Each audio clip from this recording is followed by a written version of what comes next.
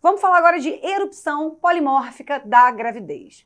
Bom, essa doença é a antiga PPUPG, ou então PPPUG, que tem gente que chamava de PUP, PUG, PUG, tá? Que é um termo muito utilizado até hoje, tá? O que esse acrônimo quer dizer?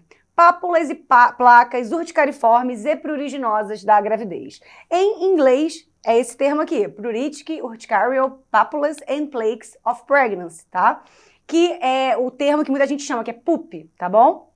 Mas, atualmente, a gente vai se referir a essa entidade como erupção polimórfica da gravidez, que é o termo atual e correto. Existem ainda outros termos que são considerados sinônimos, que são todos esses aqui.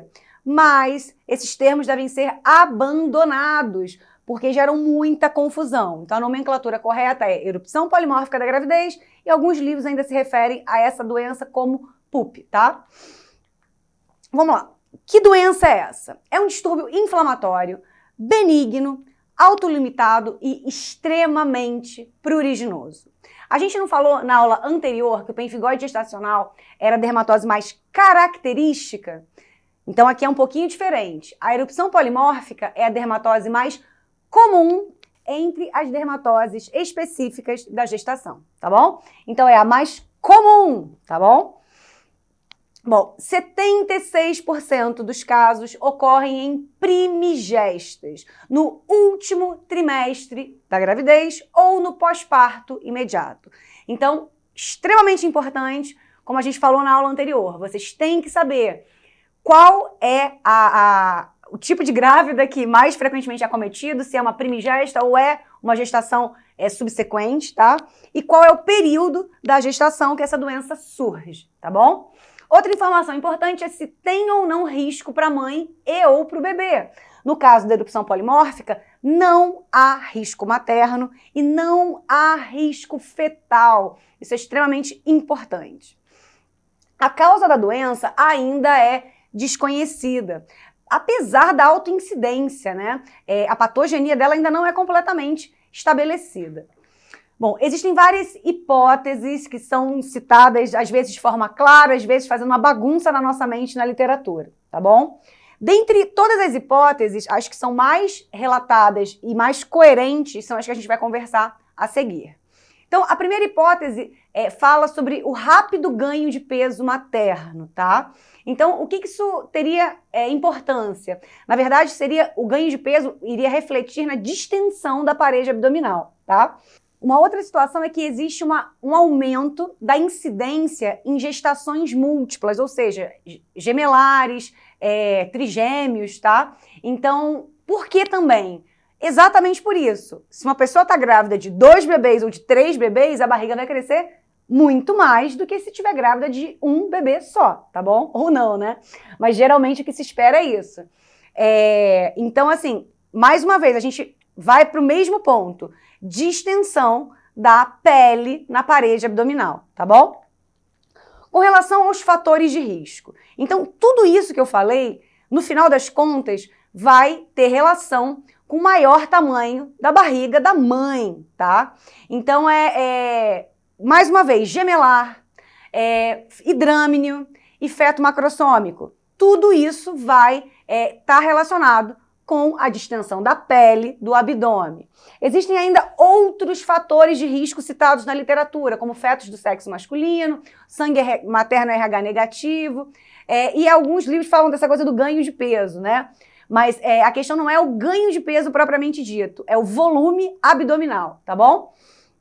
Esses fatores aqui são muito menos citados, eles não têm, parecem ser muito mais anedóticos, tá? Os mais importantes são esses aqui. E se liga aqui, para vocês entenderem a patogênese, não é para decoreba, aqui a gente entende. Qual é a chave para vocês compreenderem a erupção polimórfica da gravidez? E esse tema vai cair na prova, porque cai todo ano, tá bom? Bom, primeiro, o que a gente vai ter? Um estiramento rápido e tardio da pele na região abdominal. Como eu falei para vocês, a questão não é o peso da mulher, tá? Porque eu, por exemplo, ganhei 33 quilos na minha gravidez, mas a minha barriga foi proporcional ao meu engordamento generalizado, tá? É diferente da mulher que tem um bebê, que não teve um ganho de peso absurdo, ou então uma gravidez gemelar. Na verdade, você tem um crescimento abdominal muito grande, tá bom? Então, você tem o estiramento rápido daquela pele. A partir desse estiramento, o que acontece? Você vai ter um dano no tecido conjuntivo. Até aí é meio óbvio. Só que esse dano do tecido conjuntivo pode levar a uma exposição de alguns antígenos. Então, os antígenos dentro dos feixes de colágeno acabam sendo expostos e esses antígenos dos feixes colágenos vão desencadear uma reação imune. No caso, uma reação do tipo alérgica. Isso é super importante, porque aí vocês vão entender daqui a pouquinho por que recorre ou não recorre e outras questões da doença. Então, guardem isso, é uma reação do tipo alérgica. Bom, toda essa situação também justifica o aparecimento inicial das lesões cutâneas na região das estrias abdominais, tá bom? Que é exatamente aonde você tem o colágeno degenerado, a exposição antigênica e a reação alérgica ali no local, tá? As lesões inicialmente são nas estrias abdominais, muito importante, abdominais, tá? Porém, algumas mulheres vão sofrer uma resposta inflamatória sistêmica.